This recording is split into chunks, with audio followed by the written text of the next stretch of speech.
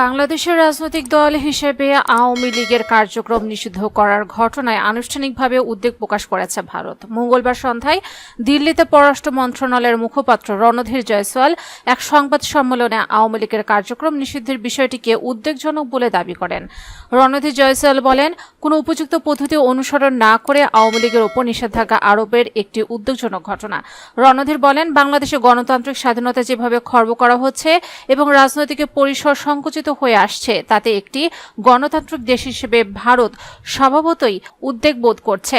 একই সঙ্গে বাংলাদেশে যত দ্রুত সম্ভব নির্বাচন আয়োজন করার দাবিও পুনর্ব্যক্ত করেছে ভারত।